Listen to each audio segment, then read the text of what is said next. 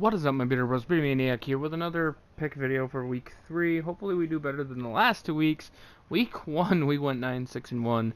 In week 2 we went 8-7-1. Now, a lot of the games I got wrong here is the Eli Manning gif, or I pronounce that wrong all the time. I apologize. I'll just say meme. That was hilarious, so I'll take that L happily. Patriots, Jaguars. Good for the Jaguars winning that game. Good for them. I'll take that L all day.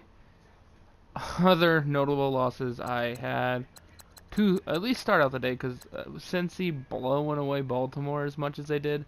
I guess I overestimated Baltimore's defense because of the Bills competition. I did make that mistake there.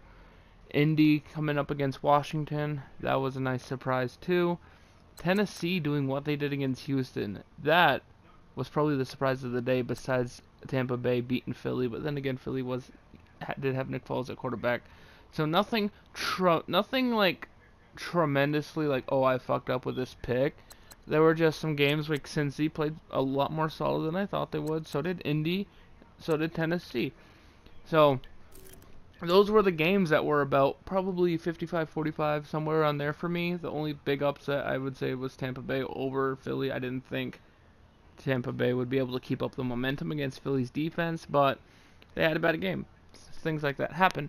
But this week, hopefully, we at least remain over 500. We are currently barely over 500 by like 4 games technically. Technically, we're 17-13-2, but that's not good enough. That's not good enough. We want to be like 5 games over 500 this week. We want to be like 11-5.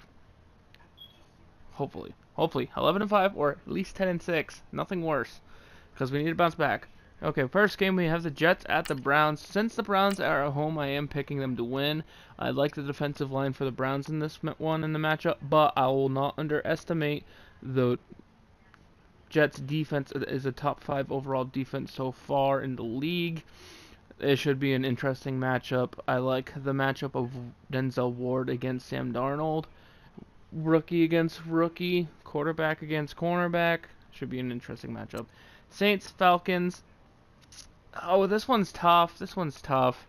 Divisional matchup early on. Ooh, so it could go either way. It could very much go either way.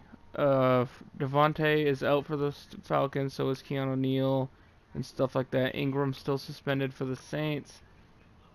I'm gonna pick the Falcons, and I'm probably gonna regret it, because every time I pick against the Saints they win, but it seems like every time I pick them they lose. But then again, they did win last week against the Browns, but that was barely. Redskins, Packers. Interesting story about Aaron Rodgers' knee and how he feels like playing on it's gonna make it worse. And you figure you got the Lions and Bills coming up in the next few weeks with a bye week thrown in. So will he rest after this one? With this being a conference matchup, who knows? If Aaron Rodgers doesn't play and he has to sit out because of the injury, there's no way that the Redskins lose, because Deshaun Kaiser is absolutely terrible. Defense is okay. They did get screwed on some penalties last week. It comes more of the Redskins, and I think the Redskins offense struggled against the Colts.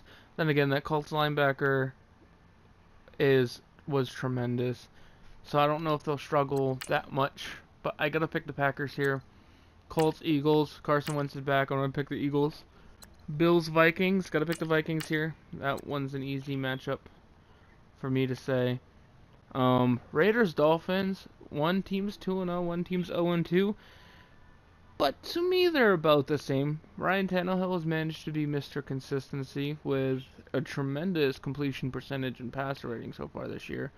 None of the wide receivers or running backs really stood out to me last week. And the thing that's funny about that is the Raiders struggle to generate a pass rush.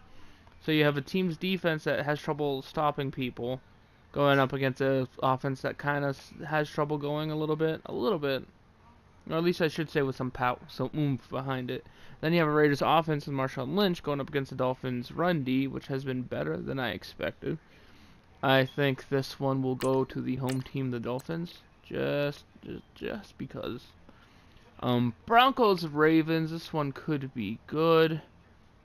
With the running back of Alex Collins, I'm gonna trust the Broncos running backs here. I'm gonna pick the away team. Then we have Bengals Panthers. This one's interesting for sure. I love the Bengals defense after that win in Baltimore. I wouldn't be surprised if the Panthers come out and win this one at home, though. Won't be any surprise there. Giants Texans. That Giants O-line couldn't protect a ham sandwich from being eaten. Titans Jaguars. Gotta go Jaguars here at home. 49ers Chiefs. Sorry, 49ers. Kansas City's just too good. Rams Chargers. Interesting development here is the injury to Zerline. Whether that costs the Rams a game or two will be interesting to see, because that very well could affect the NFC playoffs. Dallas Cowboys, Seattle Seahawks. I'm going to pick the Dallas Cowboys. I think Ezekiel should be able to eat up against the Seattle offensive line, and DeMarcus Lawrence should be able to eat up against the Seattle offensive line. Bears Cardinals. I think Bears win this one on the road.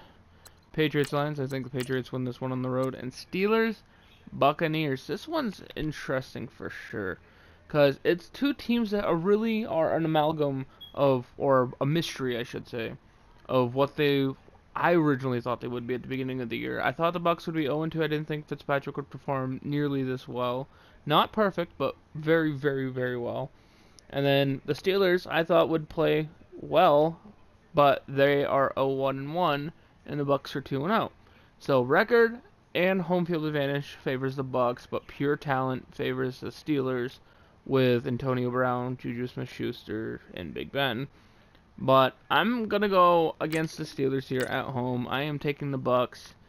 I like the combination of Deshaun Jackson and Mike Evans, and I think O.J. Howard is a budding young tight end. And I think the problem here, more so than anything, is the Steelers defense, and I honestly don't think it can be trusted. So for the normal breakdown, that is 1, 2, 3, 4, 5, 6, 7, 8, 9, 10 home teams and 6 away teams. Now it should be an interesting game. They should all be interesting games this week. To me, there's no clear 99% favorites besides really one, and that's the Bills-Vikings. The Bills are awful, and they're going up against one of the best defenses in the league, at least on paper. Not to mention that, but the Vikings' offense against the Bills, Week D, it should be interesting as well. Even in a way, I can see any of the other teams beating the other teams. I can see the Chargers beating Rams. I can see the Titans beating the Jags somehow, and Cardinals beating the Bears. I can see that.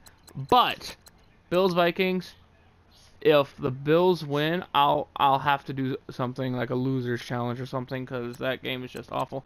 Anyway, guys, don't forget to leave a like, comment, subscribe. Let me know who you think's gonna pull off the upset in the comment section down below, and I'll see you next week. Peace.